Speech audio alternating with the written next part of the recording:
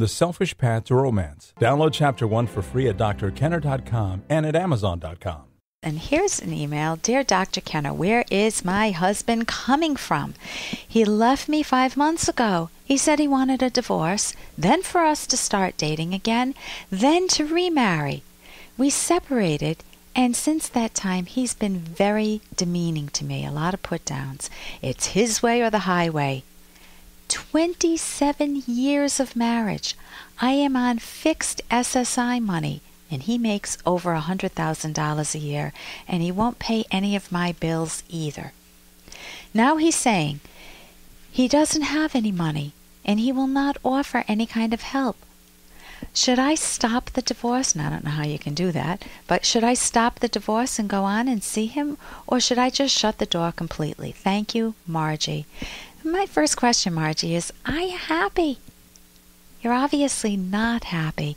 And I notice that you don't say, I love my husband so much. He's so playful. He's so joyous to be around. And he loved me so much. I am going to miss him. And we've had a fabulous 27 years of marriage. You're not saying that. Notice where your mental focus is. You are focused on financial securities, the money issue, and the length of your marriage. Now he sounds determined to leave you permanently. He's demeaning. You're not demeaning to someone you plan to remarry, in quotes. He's not listening to you. It's his way or the highway. He's not a pleasant person to be around. So why? What are some possibilities? Well, the obvious ones that come to mind is he's got a young woman on the side who says she loves him and will leave him if he doesn't leave his wife. Maybe she's put him on the spot. Maybe he's having several affairs, a womanizer, and he just wants the freedom to live his life as he wants to without you as a noose around him. Maybe he's gay. Or maybe there's just no other relationship out there. He's just sick of marriage to you. Painful as that is, it may be true. Can you change him? Can you reason with him? My guess is you've tried everything. You've probably tried to reason. You've shown him tears. At other times you may get real angry. Now, look at his plan. If you've been unsuccessful with all of those, look at his plan. Divorce, date again, and remarry. What is this a plan for? Hey, I got to interrupt this because we've got to pay some bills. 30 seconds, that's it. A very quick ad, and then Ellen will be back. Romance. Ugh, I wish guys knew more about what we want from a relationship. Boy, I wish I knew more about what I want. Where's that ad I saw? Here it is. The Selfish Path to Romance. A serious romance guidebook. Download Chapter 1 for free at selfishromance.com and buy it at amazon.com. The Selfish Path to Romance. That is interesting. Look at his plan. If you've been unsuccessful with all of those, look at his plan. Divorce, date again, and remarry. What is this a plan for? Is this a plan to rekindle a 27-year-old boring marriage? There are much cheaper ways to do that.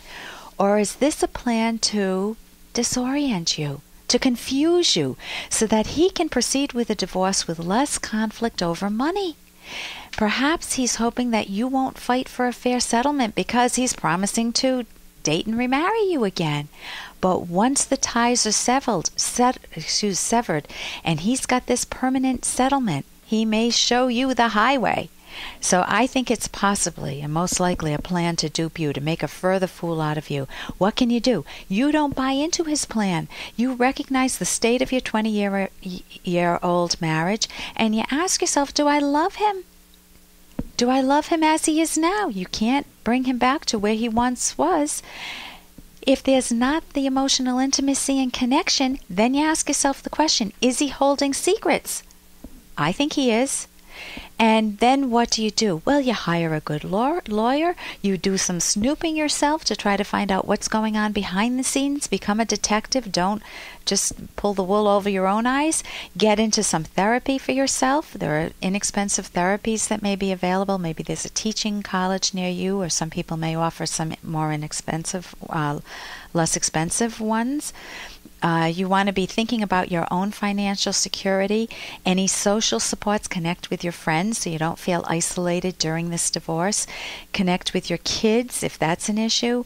And also connect with your own hobbies so you keep your life going. So I really recommend that you don't pull the wool over your own eyes and take a closer look, because I think this is a plan to dupe you. And here's a little more from Dr. Kenner. Right before the break, I was talking about a couple that just had a baby 7 months ago, and she doesn't want sex. She feels fat. She can't fit into her old clothes anymore, and she's seemingly obsessed with it. And the boyfriend really wants sex, and he doesn't know what to do about it. He thinks she looks really hot. Right after you have a baby is the most difficult time for couples. The divorce rate is often the highest during that period, the first few years. And if you don't work together, if you continue on this collision course that you're on, you'll end up like most marriages, divorced. And in this case, you're not even married, which is a real question mark in my mind. Why are you not married? Unless it's a committed partnership for life, but it still raises questions in my mind. So if you don't want to emotionally abandon yourself when you have a kid. So how do you go about changing that? Well, the first thing is not being focused on sex weight. I'm too fat. No, you're not. You're beautiful, honey. Let's make love. I don't want love. I don't think that's the issue. I think that's this cover-up. I think that underneath that there are a lot of resentments. And so you need to figure out how to draw your partner out. You can say, honey, I know I've been looking for sex. I know you're not interested, and I know you're upset about your looks. But I suspect that you're also feeling angry towards me or other resentments towards me. Let me know what they are so we can talk about them and work them out together. Then get involved with the child care if you haven't already done that. You want to grow your own confidence as a dad, and you want to do it from the get-go, not wait till the kid's a toddler. Do it, in the very early months. And you also need to give her some time alone. Maybe she wants to go to the gym or something else, but she will feel closer to you. You will bond better. She will feel more emotionally close to you, and maybe even feeling a little sexual if you give her some time alone. And it's also great to have sitters that you can trust, obviously, so you can get away for a weekend. And usually the first day you discuss the baby, and then you can make love the second day. But you need to have mental breaks, first for yourself, then with each other, and you need to be able to sustain that when there's a new kid on the block, when there's a new child. So that's what I recommend. For more Dr. Kenner podcast, go to drkenner.com and please listen to this ad. Here's an excerpt from The Selfish Path to Romance, the Serious Romance Guidebook by clinical psychologist Dr. Ellen Kenner and co-author Dr. Edwin Locke, who's world famous for his theories in goal setting. A good antidote to reckless spending is to ask the following questions before buying anything, especially the big-ticket items. What is the real reason I or we want this? Is it to show off, or because it's a real value to me and my family? Would I even want this if no one other than my partner knew that I had it? Did I choose it using my own judgment, or just because others said it was desirable?